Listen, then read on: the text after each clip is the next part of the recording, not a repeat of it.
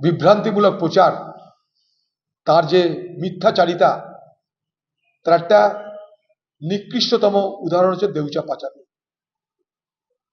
দেউচা পাচামিতে নাকি চাকরি প্রচুর হয়ে গেছে, বাংলায় নাকি বেকার যুবক 46% কমে গেছে। আগামী দিন হয়তো বাংলায় বেকার যুবক খুঁজতে আপনাকে বাইনোকুলারের সাহায্য নিতে হবে কিংবা উপগ্রহের সাহায্য নিতে হবে। কোথায় বেকার কোথায় বেকার আর খুঁজে পাওয়া যাচ্ছে না। যে রাজ্যে 46% বেকার নাকি কমে যায়, সে রাজ্যের বেকার থাকার জায়গা কই? আবার দেউচা পাচামিতে নাকি 1 লক্ষ লোকের চাকরি হবে। সেখানে মাটি কাটা তো ছাড়ুন, সেখানে জঙ্গল কাটাও শুরু হয়নি এখন।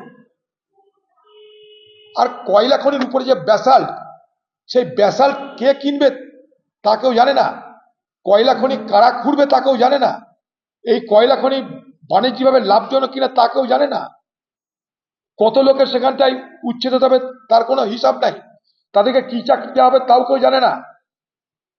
কিন্তু দেউচা পাচামি দেউচা পাচামি দেউচা পাচামি শুনে গেছি, কয়েক বছর ধরে চলছে দেউচা পাচামি।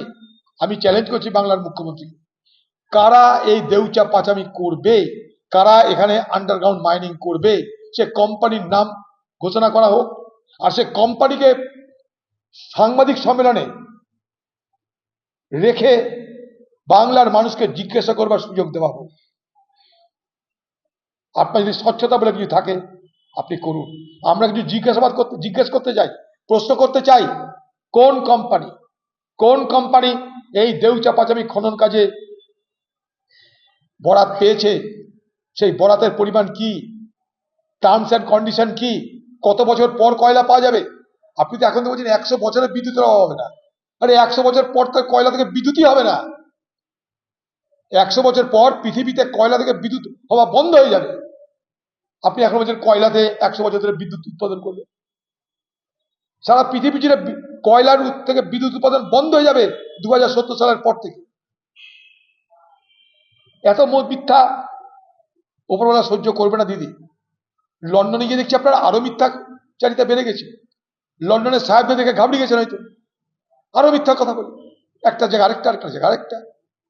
আপনি বলেছেন কলকাতাকে লন্ডন বানাবেন, এবার অরিজিনাল লন্ডনে চলে গেছেন।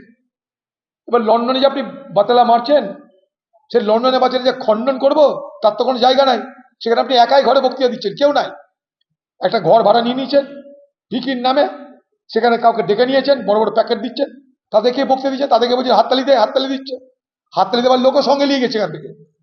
দিদির মিটিং এ হাততালি দেওয়ার লোক কলকাতা থেকে চলে গেছে দিদির প্লেনে, খোঁজ নিয়ে দেখুন কারা কারা গেছে, হাততালি দেওয়ার লোককে ভাড়া করে নিয়ে গেছে।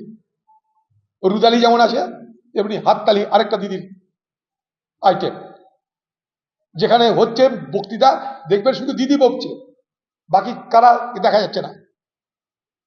বড় স্টাইল, দারুণ স্টাইল।